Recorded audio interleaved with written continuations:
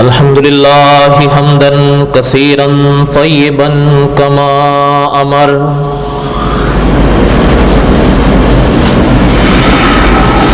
وأشهد أن لا إله إلا الله وحده لا شريك له وأشهد أن سيدنا وسندنا ومولانا محمدا عبده ورسوله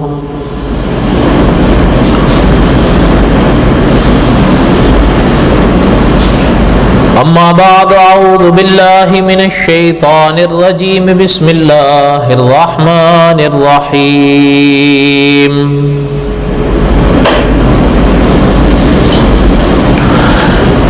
نحن نقص عليك أحسن القصص بما أوحينا إليك هذا القرآن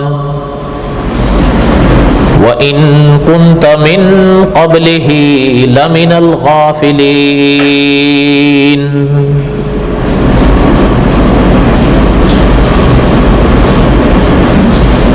وقال النبي صلى الله عليه وسلم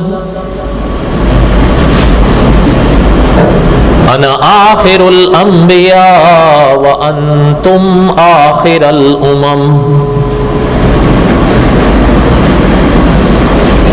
صدق الله العظيم وبلغنا رسوله النبي الكريم ونحن على ذلك لمن الشاهدين والشاكرين والحمد لله رب العالمين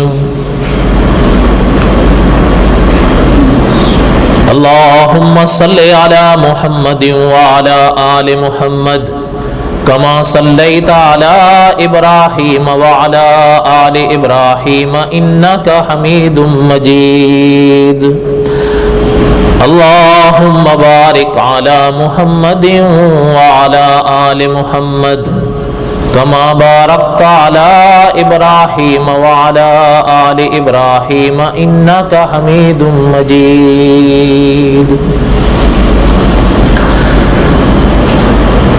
قصص الانبیاء علیہم الصلاۃ والسلام کے اسباق ہم پڑھ رہے تھے۔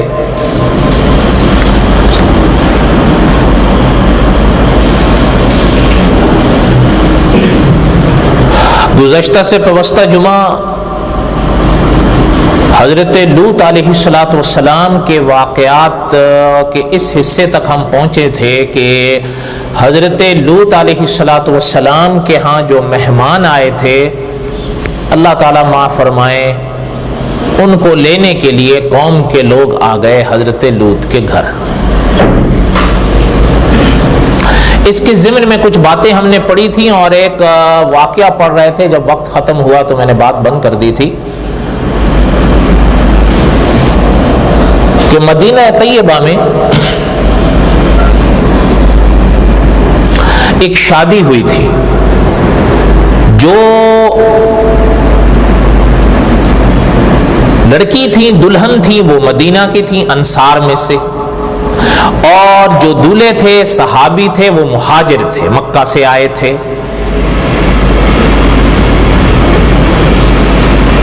تو علماء نے لکھا ہے کہ مکہ مکرمہ میں یہ مختلف طریقے رائج رہے ملن کے، لیکن جب یہ شادی ہوئی تو جب جو شوہر تھے ان کے، انہوں نے جب اظہار کیا تو وہ کہنے لگیں کہ یہ تو ہمارے ہاں اس کا تو رواج نہیں ہے، بلکہ مدینہ میں اور ہمارے ہاں تو یہ اسے ادب کے خلاف مانا جاتا ہے۔ ہمارے ہاں بس یہ ہے کہ ٹھیک ہے، اہلیہ ہیں، لیٹ گئی، بات ختم ہو گئی۔ لیکن جب بات آگے بڑھنے چلی تو انہوں نے فرمایا کہ اگر یہ بات ہے تو پھر اللہ کے رسول صلی اللہ علیہ وسلم مدینہ میں ہیں، ہم اللہ کے رسول صلی اللہ علیہ وسلم سے پوچھ لیتے ہیں اب حق میں کیا شرم ہے، حلال تو حلال ہے، اس میں کیا شرم ہے۔ یہاں تک ہم نے کچھ اس کا خلاصہ پڑھا تھا. اب آگے علماء نے لکھا ہے کہ جب یہ سوال آقا صلی اللہ علیہ وسلم تک پہنچا تو حضور صلی اللہ علیہ وسلم نے جو ارشاد فرمایا ہے اس کا معنی علماء نے لکھا ہے, اس کا مفہوم علماء نے لکھا ہے کہ حیتیں مختلف طریقے سے اختیار کی جا سکتی ہیں, لیکن ہاں جگہ ایک ہونی چاہیے جہاں سے اولاد کا جنم ہوتا ہے. یہ ہے مسئلہ. آپ صلی اللہ علیہ وسلم نے جب ارشاد فرمایا تو بات واضح ہو گئی کہ اللہ معاف فرمائے, جو قوم لوط کے اندر بیماری تھی کہ لواطت بھی جرم ہے, وہ تو اپنی جگہ ہے کہ انسان مرد کے مرد, لیکن وہ یا اس طرح کی کوئی حرکت وہ اپنی اہلیہ کے ساتھ بھی نہیں کر سکتا. یہ اہل سنت و جماعت علماء کا متفق علیہ مسئلہ ہے اور بالکل بے غبار ہے, اور اس میں کوئی یعنی لگی لپٹی والی بات نہیں ہے. یہ تب بھی تھا, یہ آج بھی ہے. اور یاد رکھیے گا جیسے کہ شاید ابھی ایک دو روز پہلے ہی کسی صاحب نے رابطہ کر کے پوچھا کہ گر اہلیہ مخصوص ایام میں ہو. یاد رکھیں علماء نے لکھا ہے اہلیہ مخصوص ایام میں بھی ہو تو یہ بات نہیں ہے کہ لواطت والا فعل جائز ہو جائے گا, نا نہیں ہے. تو بہرحال خیر یہ مجلس مسائل کی نہیں ہے, آپ اپنے مواقع پر پوچھ رکھ سکتے ہیں. میں نے کچھ نہ کچھ اشارہ کر دیا ہے. آگے پڑھتے ہیں.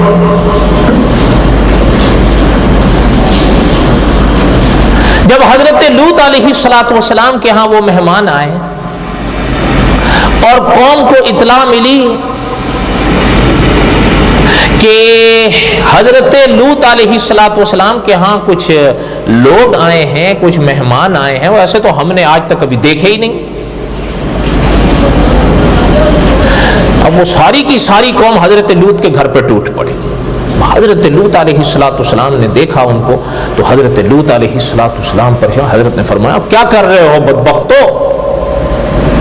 انہوں نے کہا ہم وہ مہمان لینے آئے ہیں, ہم نے سنا آپ کے ہاں کوئی مہمان آئے ہیں, آپ ہمارے حوالے کرو. حضرت لوط علیہ السلام نے فرمایا کہ کیا کہہ رہے ہو, اتنا غلط فعل کرتے ہو جس کی کوئی مثال تاریخ عالم میں نہیں ملتی ہے. کیا کر رہے ہو, مجھے میرے مہمانوں کے آگے رسوا مت کرو.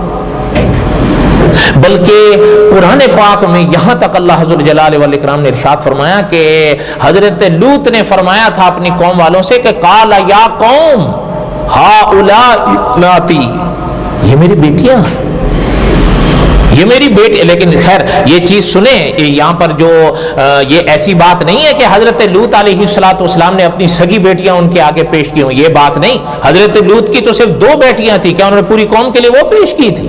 نعوذ باللہ, یہ الزام ہے, یہ بات نہیں. بلکہ دراصل علماء مفسرین نے لکھا ہے کہ قال یا قوم ہؤلاء بناتی کا معنی یہ ہے کہ حضرت لوط علیہ السلام کی جو امت کے اندر جو عورت ہے, جو خاتون ہے, وہ چاہے کسی کی بیوی ہے, کسی کی بیٹی ہے, کسی کی بہن ہے, وہ پیغمبر کی بیٹی ہے. یہ معنی تھا اس کا, بیس غبار معنی ہے اس کا. حضرت لوط کی اپنی حقیقی بیٹیاں تو 2 ہی تھیں, کیا وہ پوری قوم کے لیے وہ پیش کریں گے؟ نعوذ باللہ. یہ تو وسوسہ ہے. علماء محققین کا فیصلہ یہ ہے کہ دراصل حضرت لوط علیہ السلام نے اپنی امت کی ہر خاتون کو اپنی بیٹی قرار دیا ہے, اور یہ کوئی ایسی بات نہیں, خود قرآن پاک میں موجود ہے کہ آپ دیکھیں النبی اولیٰ بالمؤمنین من انفسہم, کہ ہماری جانوں سے بھی زیادہ قیمتی اللہ کے رسول ہیں. وَأَزْوَاجُهُ أُمَّهَاتُهُمْ, اور نبی کی جو بیویاں ہیں وہ امت کی مائیں ہیں. تو علماء مفسرین نے لکھا ہے جب نبی کی اہلیہ امت کی ماں ہیں تو نبی روحانی طور پر امت کے باپ ہیں. اور یہی بات حضرت لوط علیہ السلام نے ارشاد فرمائی کہ یہ میری بیٹیاں موجود ہیں, جو فطری راہ ہے, جو فطری طریقہ ہے, اس پر چل کر آؤ. یہ کیا کر رہے ہو تم لوگ؟ لیکن ان کا آگے سے جواب یہ تھا کہ ہمیں ان میں کوئی دلچسپی نہیں ہے, آپ جانتے ہو ہم کیا چاہتے ہیں, آپ ان کو ہمارے حوالے کرو.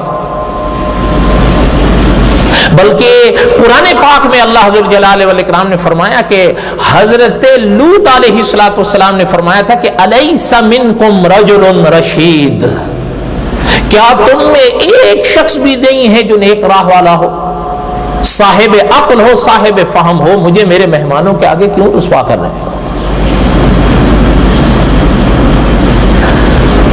کافی عرصے کی بات ہے، ایک شخص گزرا، اب تو غالباً وہ فوت ہو گیا، اس نے ایک کتاب لکھی، اس کا نام اس نے رکھا تھا یا لیت قومی یعلمون، سورہ یاسین میں ہے یہ۔ تو جب اس نے وہ کتاب لکھی تو ہند کے ایک عالم نے اس کتاب کا جواب لکھا تھا، وہ بھی فوت ہو گئے، مولانا عبد القدوس رومی رحمۃ اللہ علیہ۔ انہوں نے جو جواب لکھا تھا اس کتاب کا نام انہوں نے رکھا تھا الیس منکم رجل رشید۔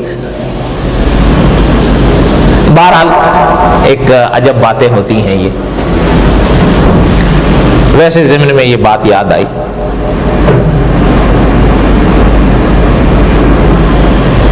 اچھا، علماء نے لکھا ہے جب حضرت لوط علیہ السلام کے جواب سے وہ اس طرح مایوس ہوئے نا، تو حضرت ابن عباس رضی اللہ عنہما کا فرمان صاحب ہدایت کی چراغ نے لکھا ہے کہ یہ گفتگو اس طرح ہونے لگی کہ حضرت لوط علیہ السلام نے جلدی سے گھر کا دروازہ بند کیا، مہمان اندر تھے جو دراصل خدا کے فرشتے تھے، اور حضرت لوط نے گھر کا دروازہ بند کر دیا۔ اب پہلے گفتگو تو اس طرح ہوتی رہی بند دروازے کے آس پاس، لیکن جب وہ سمجھ گئے کہ حضرت لوط ان کو ہمارے حوالے نہیں کر رہے، تو اب انہوں نے دیواریں پھلانگنے کی کوشش کی۔ اب جب انہوں نے یہ حرکت کرنے کی کوشش کی، حضرت لوط علیہ السلام گھبرا گئے۔ قال لو ان لی بکم قوة او آوی الى رکن شدید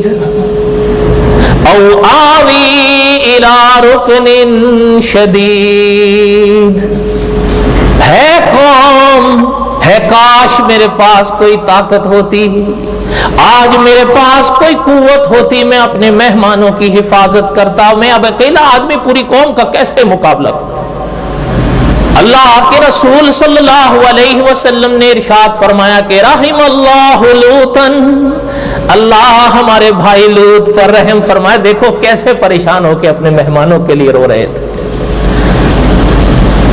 قال لو ان لی بکم قوة او آوی الى رکن شدید، کاش میرے پاس کوئی طاقت ہوتی، میرے پاس کوئی قوت ہوتی۔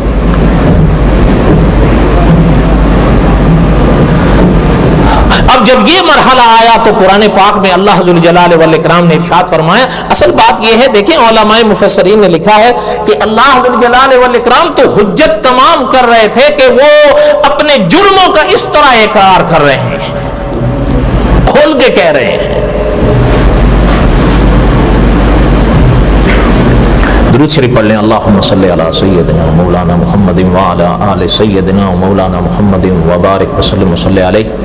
انبیاء علیہ السلام کے قصص میں بڑے انوار ہیں، شرط یہ ہے کہ انسان توجہ کرے، غور کرے۔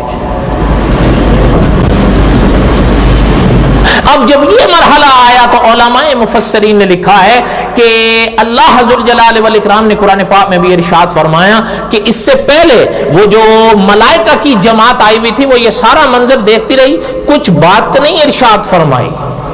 قوم حضرت لوط علیہ السلام کے ساتھ الجھ رہی ہے، حضرت لوط علیہ السلام کے بس میں جو کچھ تھا پیغمبر نے کیا، لیکن اس موقع پر ملائکہ نے کوئی جواب نہیں دیا۔ البتہ جب یہ مرحلہ آیا اور حضرت لوط علیہ السلام اس طرح گھبرائے اور اس طرح جب اظہار فرمایا، دیکھیں آپ صلی اللہ علیہ وسلم کیا ارشاد فرما رہے ہیں کہ رحم اللہ لوطن۔ جب یہ موقع آیا تو حضرت جبرائیل امین علیہ السلام آگے بڑھے، اور اب حضرت جبرائیل امین علیہ السلام نے اور خدا کے فرشتوں نے جواب دیا کہ قالوا یا لوط، اے لوط علیہ السلام کہ انا رسول ربک، ہم تو اللہ کے بھیجے ہوئے آئے ہیں، یہ ہمیں کیا چھوئیں گے، یہ آپ کو ہاتھ نہیں لگا سکتے ہیں، آپ جائیں یہاں سے۔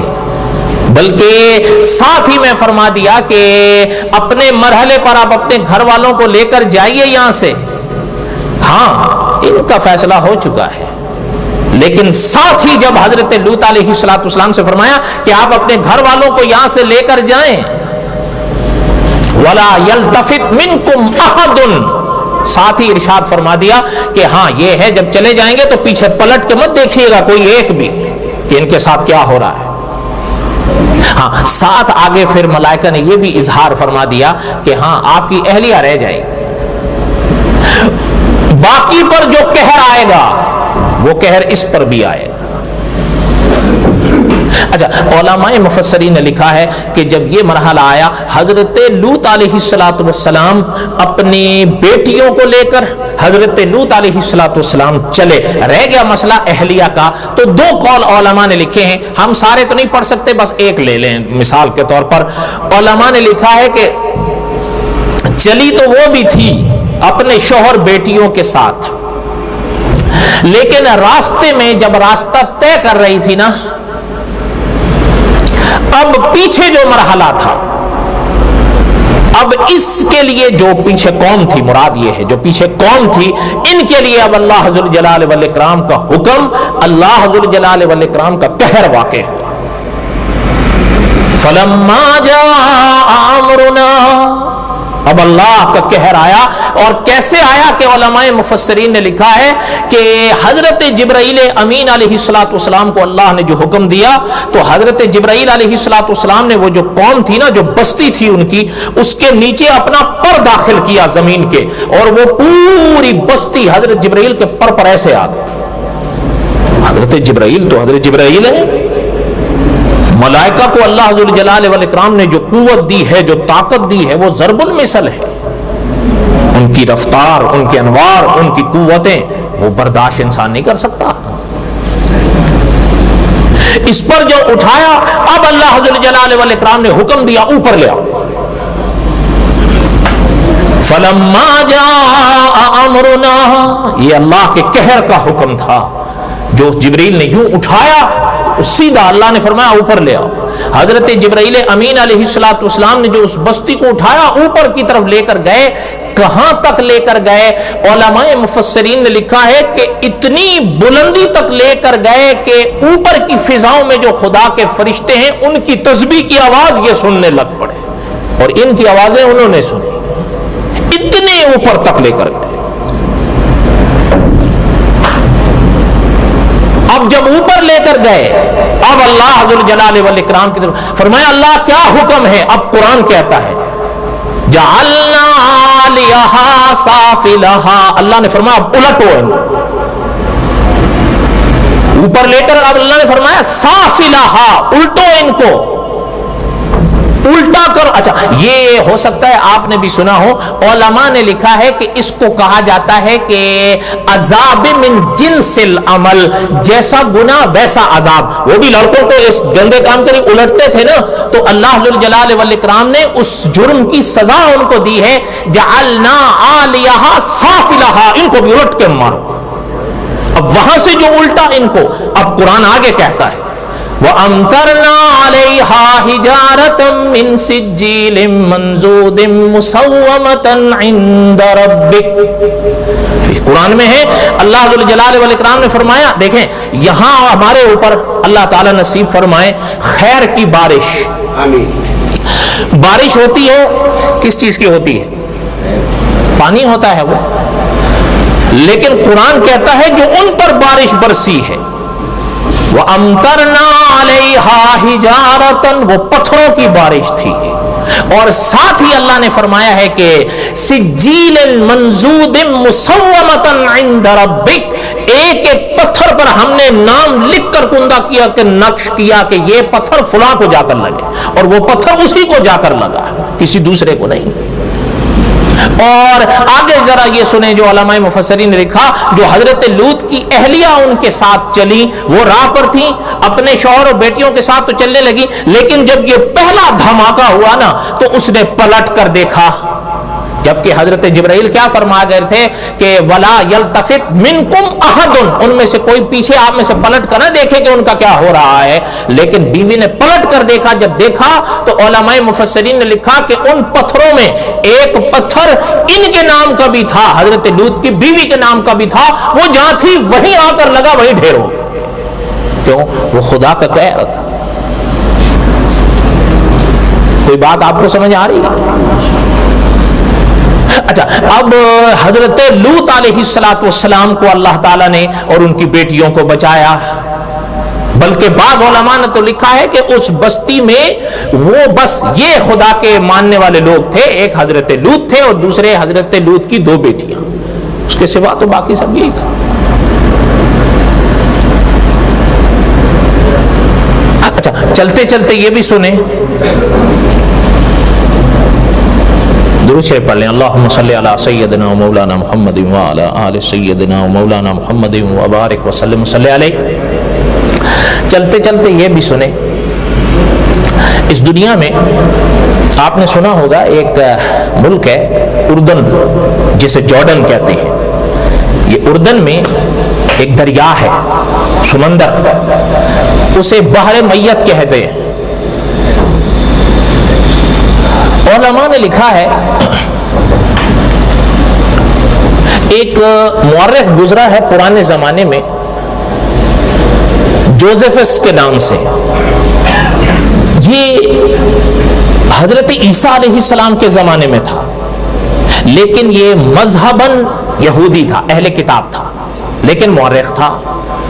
اس نے دعویٰ کیا تھا کہ یہ جو جگہ ہے جہاں آج اردن میں بحر میت ہے، اس نے یہ لکھا تھا کہ حضرت لوط کی قوم یہیں کہیں آباد تھی،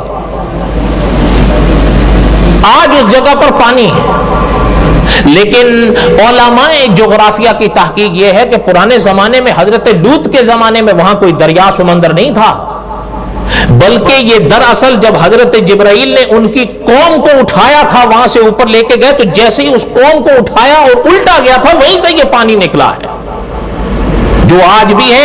یہ زیادہ بڑا نہیں ہے، بلکہ اگر اس کو بعض اکابر نے فرمایا جھیل قرار دیا جائے تو بے جانا ہوگا، زیادہ سے زیادہ 50 میل لمبا ہے، زیادہ سے زیادہ 11 میل چوڑا ہے بس، اور اس کے ارد گرد بھی کوئی بڑا سمندر نہیں ہے۔ اس لیے ان مورخین کی بات کو ہمارے جدید علماء نے بڑی وضاحت کے ساتھ تسلیم کیا ہے کہ پتہ یہ چلتا ہے کہ حضرت لوط کے زمانے میں وہاں کوئی نہیں تھا، یہ تو اسی قہر کا اثر ہے۔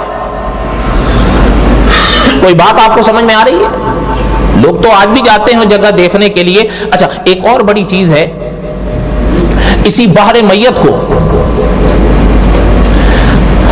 شیخ الاسلام مفتی محمد تقی عثمانی صاحب نے بڑی عجیب باتیں لکھی ہیں اس کے بارے میں۔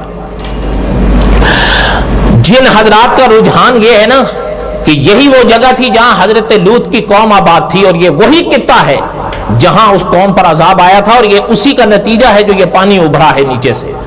اچھا، آج بھی جغرافیہ کے حضرات لکھتے ہیں سطح زمین، سطح سمندر سے پوری دنیا میں سب سے نیچی جگہ ہے، سب سے پوری دنیا سے اگر انسان ناپے سمندر کی سطح، زمین کی سطح، سب سے پوری دنیا میں یہ نیچی جگہ ہے جہاں وہ پانی۔ اس لیے مفتی تقی صاحب نے لکھا، یہ جو لفظ ہے نا قرآن پاک میں جعلنا عالیہا سافلہا، اس کا ایک معنی تو یہی ہے نا کہ ان کو الٹ کے مارو۔ مفتی تقی صاحب نے لکھا ہے یہ عین ممکن ہے کہ یہ معنی بھی اس مفہوم میں داخل ہو کہ اللہ ذوالجلال والاکرام نے ایک اس جغرافیائی حقیقت کی بھی نشاندہی کی ہے جس پر دنیا 1400 سال بعد پہنچی ہے، وہی نے 1400 سال پہلے بتایا ہے۔ دنیا تو آپ 1400 سال بعد فیصلہ کرے نا کہ پورے قرآن آپ سے سب سے نیچی کی جگہ ہے یہ، لیکن قرآن 1400 سال پہلے کہہ رہا ہے جعلنا عالیہا سافلہا۔ قرآن تو قرآن ہے۔ کوئی بات آپ کو سمجھ آ رہی ہے میرے بھائیوں؟ اچھا، بات مفتی تقی صاحب کی عرض کر رہا تھا. مفتی تقی صاحب نے کہ یہ وہی جگہ ہے، جن حضرات نے یہ رجحان پیش کیا ہے کہ یہ وہی جگہ ہے، اس کے 5 قرائن لکھے ہیں. قرائن یہ اصل میں کرینہ، اب یہ علمی اصطلاح ہے، اس کی وضاحت کا تو وقت نہیں ہے، ورنہ میرا یہ درس بھی آج یہی رہ جائے گا. میرا ارادہ ہے میں اس کو آج پورا کر لوں. پورا کر لوں تو بولو تو صحیح. ابھی تو ہفتہ باقی ہے، آپ لوگ پہلے ہی تھکے ہوئے ہوں. کس چیز کا ہفتہ باقی ہے؟ مجھے کل ایک دوست کہہ رہے تھے امام صاحب جلدی شروع کرو جلدی پورے ہو جائیں.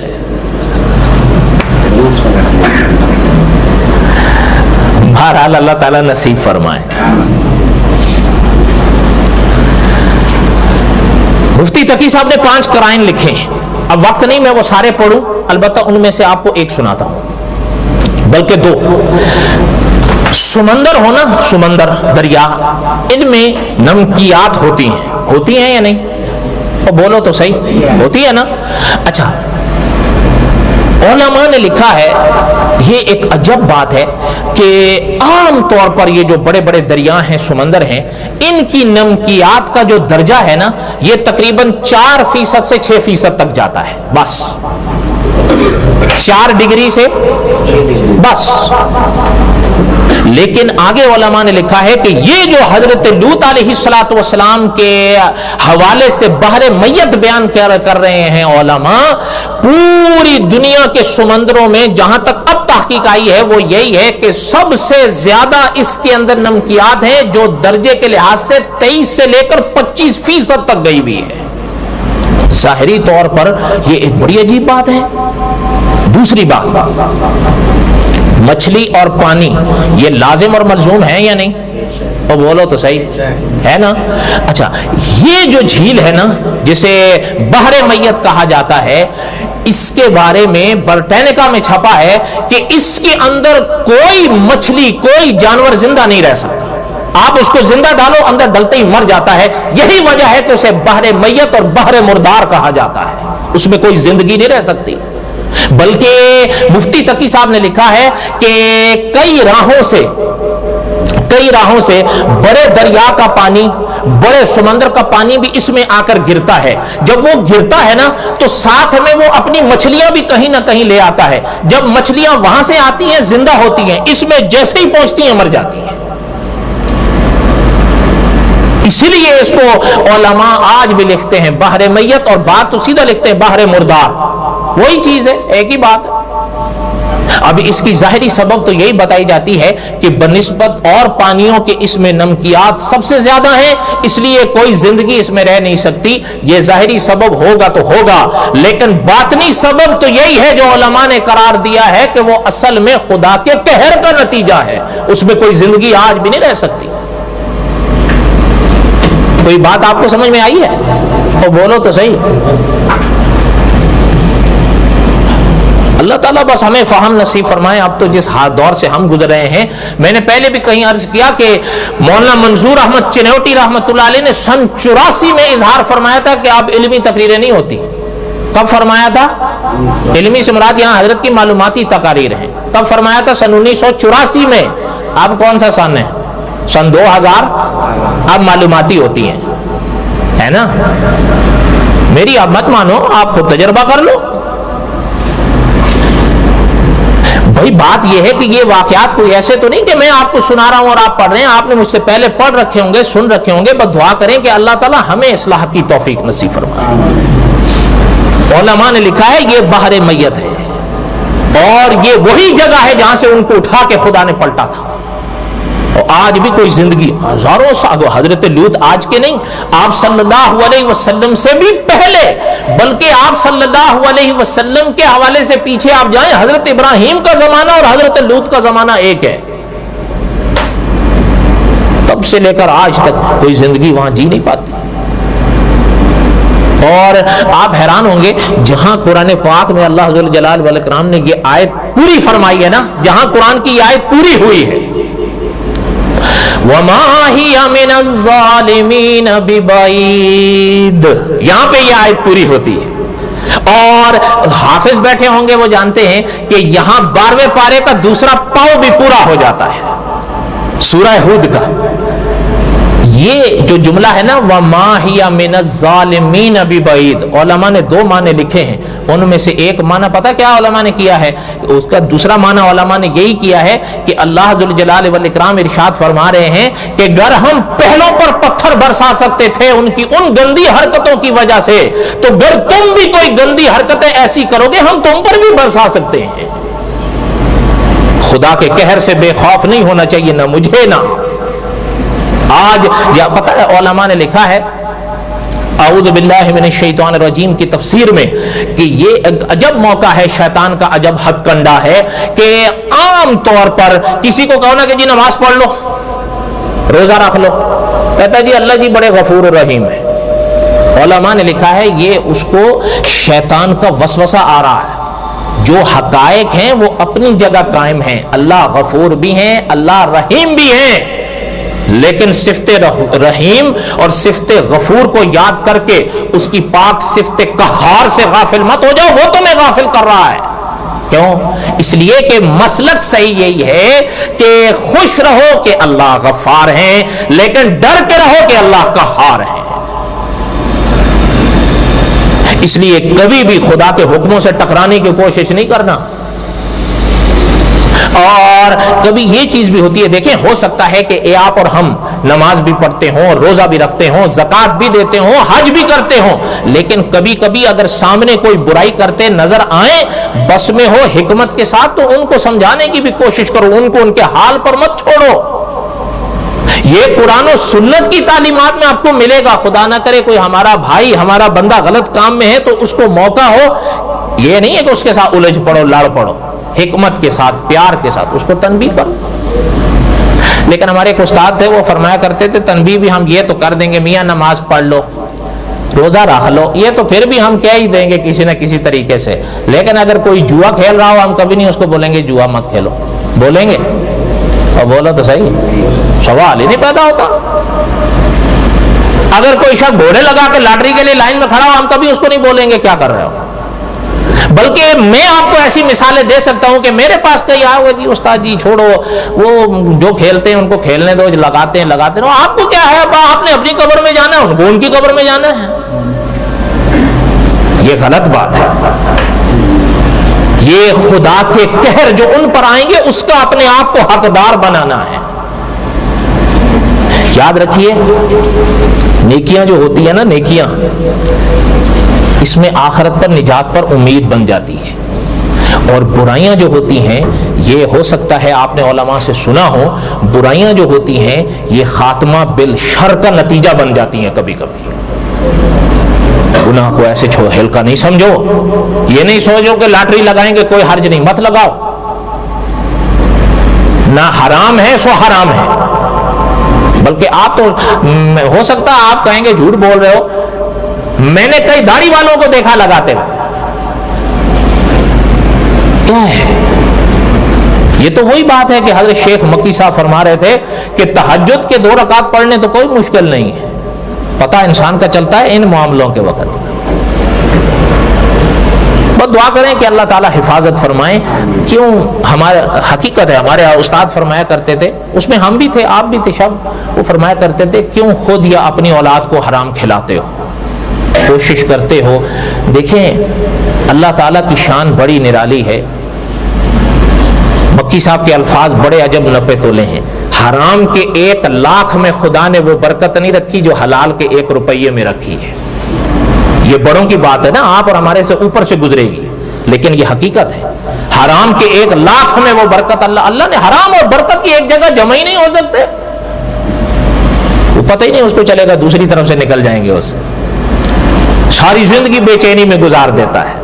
اور کسی نے لکھا کبھی آنکھ پتہ نہیں ہو، یہ بھی ہو سکتا ہے یہاں نرم بستر پر سوئے، آنکھ کھلے تو قبر میں پڑاؤ. دعا کریں اللہ تعالیٰ ہمیں اصلاح کی توفیق نصیب فرمائے. یہ باتیں تو آپ شروع سے سنتے آئے. لوگ کہتے، سید عطا اللہ شاہ بخاری رحمۃ اللہ علیہ فرمایا کرتے تھے ہمیں کہنے کی عادت پڑ گئی ہے، ان کو سننے کی عادت پڑ گئی ہے. ہم کہتے کہتے مر جائیں گے، یہ سنتے سنتے مر جائیں گے. دعا کرتے ہیں اللہ تعالیٰ اصلاح کی توفیق۔ حضرت لوط علیہ السلام کے واقعات کے عقابہ نے فرمایا کہ اللہ گویا فرما رہے ہیں کہ یہ نہیں ہے کہ صرف ان پر ان کی کرتوتوں کی وجہ تمہارے پر بھی آ سکتا ہے۔ حضرت لوط علیہ السلام نکل گئے، اللہ ذو الجلال والاکرام نے ان کو اور ان کی بیٹیوں کی حفاظت فرمائی، اور وہ جو قوم تھی اس کا وہ حال ہوا جس کا میں نے خلاصہ پڑھا ہے۔ بڑی بڑی کتابوں کے، یہ آدھے گھنٹے کی تقریر کئی کتابوں کا نچوڑ تھا، میں نے سنا دیا ہے۔ دعا کریں کہ اللہ تعالی ہمیں قصص الانبیاء سمجھنے کی توفیق دیں، اور میرا مقصد ایک ہی ہے قصص الانبیاء بیان کرنے کا، کہ میں ہوں یا آپ ہوں، عقیدوں کو بھی صحیح کرو، اعمال کو بھی صحیح کرو، وہاں نہ میں آپ کے کام آؤں گا نہ آپ میرے کام آئیں گے۔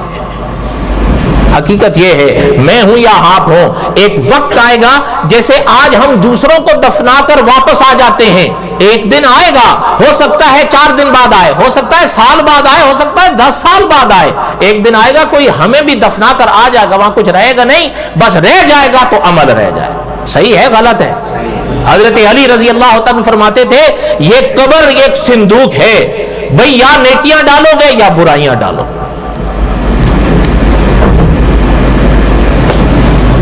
حضرت لوط علیہ السلام کے واقعات میں حضرت لوط علیہ السلام کی بیٹیوں کا ذکر کئی بار آیا ہے، اور آپ کو شاید یاد ہو میں نے کسی سابقہ درس میں عرض کیا تھا کہ اللہ ذو الجلال والاکرام نے اگر توفیق دی تو ضرورت کے تحت میں بتاؤں گا کہ حضرت لوط علیہ السلام کی بیٹیوں کا ذکر اسلامی لٹریچر میں تو اس انداز میں ہے، قرآن پاک یا احادیث یا تفاسیر کی کتابوں میں، لیکن حضرت لوط علیہ السلام کی بیٹیوں کے حوالے سے بائبل میں کیا ہے، اس حوالے سے ضرورت کے تحت میں یہ چیز نقل کر رہا ہوں۔ اگر کوئی شخص یہ کہتا ہے کہ ویسے ایک چیز سنیں، اللہم صلی علی رخسار محمد، استاذ العلماء علامہ خالد محمود صاحب نے ایک بات ایسی لکھی ہے اپنی کتاب آثار القرآن میں۔ آثار القرآن یہ کیا ہے؟ یہ علامہ خالد محمود صاحب کے قرآن پاک پر 40 مضامین کا مجموعہ ہے، اس میں ایک مضمون علامہ خالد محمود صاحب کا ہے خصوصیات قرآن۔ اس میں علامہ خالد محمود صاحب نے ایک بات لکھی ہے کہ یہ قرآن کی شان ہے، یہ حضرت محمد الرسول اللہ کی شان ہے، یہ دین اسلام کی شان ہے کہ دین اسلام اپنے سے پہلوں کے مذہبی پیشواؤں کو، اپنے سے پہلے مذہبی پیشواؤں کو شاندار الفاظ میں بیان کرتا ہے۔ یہ قرآن کا اعجاز ہے، یہ قرآن کی خصوصیت ہے۔ ورنہ علامہ خالد محمود صاحب نے یہ آگے لکھا ہے کہ بائبل میں کہیں کہیں، باقی تو چھوڑیں، خدا کے نبیوں کا کہیں اس طرح دل آزار انداز میں تذکرہ ہے کہ لکھنے کے لیے بھی دل برداشت نہیں کر پاتا، لیکن ضرورت ہے، اس کی ضرورت یہ ہے کہ عام طور پر کئی صدائیں ایسی سنائی دیتی ہیں کہ جو قرآن میں ہے وہ بائبل میں ہے، یا جو بائبل میں ہے وہ قرآن میں ہے۔ ایسا نہیں ہے، ایسا کہاں ہے؟ دعا کریں اللہ تعالیٰ یہ جو ہماری ینگ جنریشن ہے ان کے عقیدوں کی بھی حفاظت فرمائیں، ان کا خیال رکھو، ان کو بتاؤ، خود کوشش کرو یا ان کو ایسی مجالس میں بھیجنے کی کوشش کرو جہاں سے دین اسلام کی صحیح تعلیمات ملیں۔ یہ قرآن کی شان ہے یا آپ صلی اللہ علیہ وسلم کی شان ہے کہ اپنے سے پہلے مذہبی پیشواؤں کو شاندار الفاظ میں قرآن یا حدیث پیش کرتی ہے۔ ورنہ یہاں یہ الفاظ دیکھیں آپ، یہ میرے ہاتھ میں بائبل ہے، آپ نے تو سنا ہوگا نا کہ اسلام میں فرقے ہیں، سنا ہے؟ سنا ہے نہیں سنا ہے؟ لوگ کہتے رہتے ہیں کہ جی یہ فرقوں کا دور ہے اور اس میں فرقے ہیں اور یہ ہے اور وہ ہے فلاں ہے فلاں۔ اچھا ان کے ہاں بھی فرقے ہیں یا نہیں؟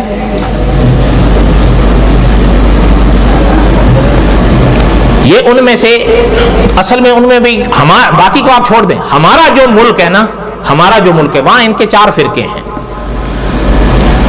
ایک دفعہ ایک پادری کے ساتھ میری گفتگو تھی تو میں نے اسے خود یہ پوچھا تھا، میں نے کہا میں باقی دنیا کی تو بات نہیں کرتا، ہمارے ملک میں تمہارے 4 فرقے ہیں، کیتھولک ہے، یہ پرانا ہے، پروٹیسٹنٹ ہیں، اب کے لحاظ سے یہ بھی پرانا ہو گیا ہے، پینٹیکاسٹ ہے اور یہوہ وٹنس ہے۔ میں نے کہا تم ان چاروں میں سے ایک ہو یا کوئی اور ہو؟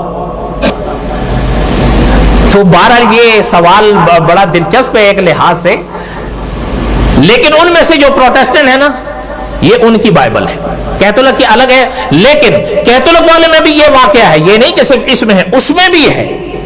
میں آپ سے پوچھتا ہوں، دیوبندیوں کا قرآن، بریلویوں کا قرآن، اہل حدیث باصطلاح جدید کا قرآن ایک ہے یا علیحدہ علیحدہ؟ ایک ہی ہے نا، بات تو معنی میں جا کر اٹکتی ہے، لیکن یہاں جو ہے کیتھولک والوں کی الگ ہے اور پروٹیسٹنٹ والوں کی الگ ہے۔ آپ کو اس میں سے میں یہ چیز سناتا ہوں جو حضرت لوط علیہ السلام اور حضرت لوط کی بیٹیوں کے بارے میں اس میں درج ہے۔ اس لیے کبھی بھی اس کتاب یا ان کی تعریف کرنے سے پہلے زبان کو محتاط رکھا کرو۔ میرا مقصد یہ نہیں ہے کہ جا کر لڑو یا الجھو، لیکن رائے کا اظہار محتاط رہ کر کیا کرو۔ یہ بائبل اس کا اچھا کتاب پیدائش ہے، اس کا کسی وقت میں نے عرض کیا تھا، یہ پہلا حصہ یہاں سے شروع ہو رہا ہے، کتاب پیدائش۔ کتاب پیدائش ہے اور اس کا باب نمبر 19 ہے۔ تب پہلوٹھی نے، پہلوٹھی کس کو کہتے ہیں؟ بڑی کو۔ کس کو کہتے ہیں؟ بڑی کو۔ اور اہل کتاب میں یہ لفظ ایک بڑی عجیب تاریخ رکھتا ہے۔ ان پچھلے دو فکروں سے یہ تو بات سمجھ آئی کہ حضرت لوط اور ان کی دو بیٹیاں ایک جگہ رہنے لگے، یہ اس قوم کی تباہ ہونے کے بعد کا واقعہ ہے۔ پہلوٹھی نے چھوٹی سے کہا کہ ہمارا باپ بوڑھا ہو گیا ہے اور زمین پر کوئی مرد نہیں جو دنیا کے دستور کے مطابق ہمارے پاس آئے، آؤ ہم اپنے باپ کو مے پلائیں اور اس سے ہم آغوش ہوں تاکہ اپنے باپ سے نسل باقی رکھیں۔ سو انہوں نے اسی رات اپنے باپ کو مے پلائی اور پہلوٹھی اندر گئی اور اپنے باپ سے ہم آغوش ہوئی، پر اس نے نہ جانا کہ وہ کب لیٹی اور کب اٹھ گئی۔ اور دوسرے روز یوں ہوا کہ پہلوٹھی نے چھوٹی سے کہا کہ دیکھ کل رات میں اپنے باپ سے ہم آغوش ہوئی تھی، آؤ آج رات بھی اس کو مے پلائیں اور تو بھی جا کر اس سے ہم آغوش ہو تاکہ ہم اپنے باپ سے نسل باقی رکھیں۔ سو اس رات بھی انہوں نے اپنے باپ کو مے پلائی اور چھوٹی گئی اور اس سے ہم آغوش ہوئی، پر اس نے نہ جانا کہ وہ کب لیٹی اور کب اٹھ گئی۔ سو لوط کی دونوں بیٹیاں اپنے باپ سے حاملہ ہوئی تھیں۔ نقل کفر، کفر نباشت، اور مل کے بولو نقل کفر۔ اس لیے ہمارے علماء کہتے ہیں کہ بائبل کے اندر کلام خدا ہو یہ الگ بات ہے، لیکن بائبل کلام خدا نہیں ہو سکتا۔ ہو سکتا ہے؟ اور بولو تو صحیح۔ اس لیے علامہ خالد محمود صاحب نے لکھا ہے کہ یہ صرف اسلام کی شان ہے کہ انہوں نے اپنے سے پہلے مذہبی پیشواؤں کو شاندار الفاظ میں بیان کیا ہے، ورنہ بائبل حضرت لوط کا یہ مقام بیان کر رہی ہے۔ میں نے خود ایک پادری سے پوچھا تھا کہ کیا اس واقعے کے ساتھ اتفاق کیا جا سکتا ہے؟ اس نے اس کا جواب دیا تھا، وہ جواب بھی بڑا عجیب تھا۔ وہ کہہ رہا تھا اصل میں حضرت لوط چھوٹے درجے کے پیغمبر تھے، نعوذ باللہ۔ میں نے کہا چھوٹے درجے کے پیغمبر تھے، یہ تو کوئی شریف انسان بھی نہیں کر سکتا۔ اچھا چھوٹے درجے کا کیا معنی؟ دیکھیں انبیاء علیہ السلام کے جو اپنے درجے ہیں وہاں بات ہو افضلیت کی، وہ اپنی جگہ ہے، لیکن ہمارے اور آپ کے جہاں دائرے آتے ہیں ہم تو کسی خدا کے پیغمبر کی جوتی کے ذرے کو نہیں پہنچ سکتے۔ تو بہرحال اللہ ذو الجلال والاکرام ہم سب کے حامی و ناصر ہوں۔ انشاءاللہ یہ سلسلے چلتے رہیں گے، اور اللہ ذو الجلال والاکرام نے توفیق دی، زندگی دی تو بقیت ہے قصہ قصص الانبیاء، انشاءاللہ قصہ سے قصص الانبیاء علیہ السلام عید کے بعد انشاءاللہ، ٹھیک ہے؟ وما علینا الا البلاغ المبین۔ سنتیں پڑھ لو۔